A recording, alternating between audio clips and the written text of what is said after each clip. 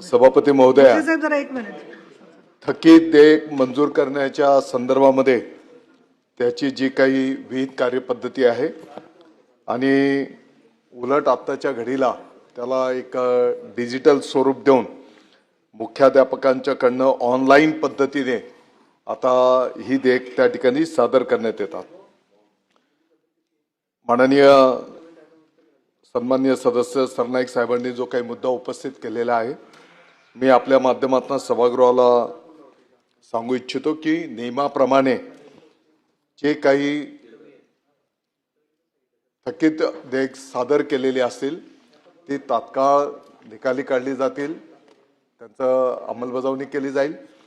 जिथपर्यंत राज्य पातळीवरचे थकीत बिल आहेत तर देयक आहेत, या संदर्भामध्ये 15 ते 20 मार्च पर्यंत ही सर्व बिलं त्या ठिकाणी निकाली काढली जातील.